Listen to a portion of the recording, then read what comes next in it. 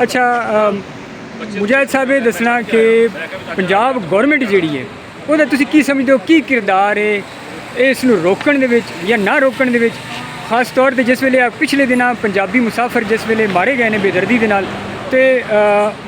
ਉਜ਼ਮਾ ਕਿ ਉਹਨਾਂ ਦੀ ਜਿਹੜੀ ਉਹ ਸਪੋਕਸ ਪਰਸਨ ਹੈ मरियम नवाज़ साहबा दी उसने आख्या कि जो मरियम साहबा तो उन्होंने पंजाबी नहीं बतौर पाकिस्तानी समझती है हालांकि दहशतगर्दां जिहड़े मारे ने वो पंजाबी शनाख्ती कार्ड वेख के पंजाबी होने की बुनियाद उत्ते मारे ने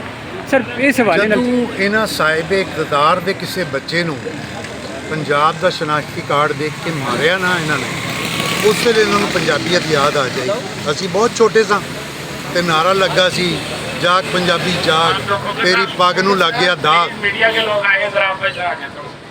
तेरी पग नूं लग गया दाग ठीक है ना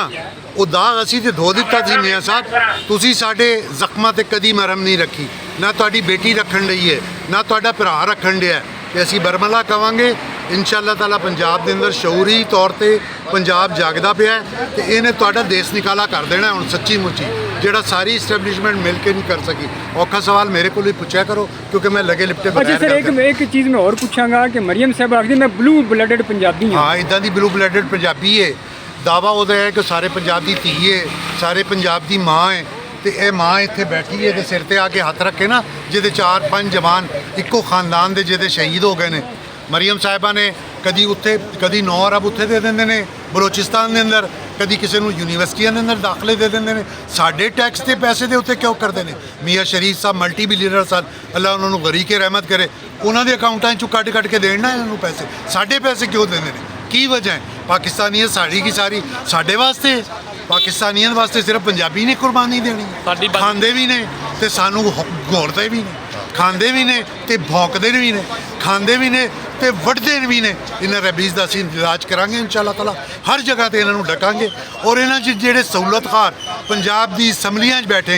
हर जगह ते उन्हां नूं क्रिटिसाइज करांगे इंशाअल्लाह ताला। सर पंजाब दी पंजाबियां दी यूथ वास्ते नौजवानों वास्ते कोई मैसेज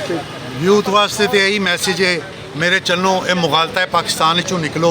पढ़ो कौन सी महाराजा जसरत पढ़ो दुल्ला भट्टी कौन सी पढ़ो राय अहमद शहीद खरल कौन सी पढ़ो अदीना बेगराई कौन सी पढ़ो भगत सिंह कौन सी पढ़ो जिन्हों कहते हैं जोड़े तुहाडे सुनके अणके पंजाबी ने उन्होंने ताकि तुहाडा ये जिहड़ा एहसासे कमतरी है उर्दू आबी जिहड़ी 265 साल पहले जबान ईजाद हुई उन्होंने तुसी पंजाबी ते पंजाबी मावां ने अपने बच्चों के उत्ते थोप दिता। असीं सारे गुनेगार मेरा मावां तू ये मुतालबा है कि अपने बच्चों को पंजाबी सिखाओ और गौरमेंट तो मुतालबा है कि दुनिया की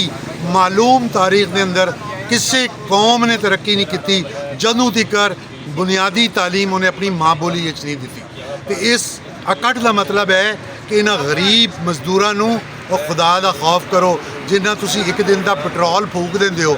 25-25 40-40 गड्डियां के प्रोटोकॉल के अंदर अल्लाह तुहानू कोई शर्म देवे हया देवे तुहानू सिर्फ गालियां की जबान समझ आती है चाचा गालियां देने वाला तुहानू याद आ जाता है तो 300 यूनिट पूरा पंजाब रोन दिया है 200 यूनिट तो तुहानू नहीं पता लगता पूरा पाकिस्तान रोन दिया है वो तुहानू नहीं पता लगता। शर्म करो को थोड़ी जी इन्हां बच्चों को कंपलसेट करो असी अपनी जान वास्ते अपनी जात वास्ते कुछ नहीं मंगते इन्हां यतीम मस्कीनां दे घर पहुँचो और माँ होने का किरदार अदा करो गली बाती लोगों की माँ ना बनते। बहुत शुक्रिया बहुत शुक्रिया।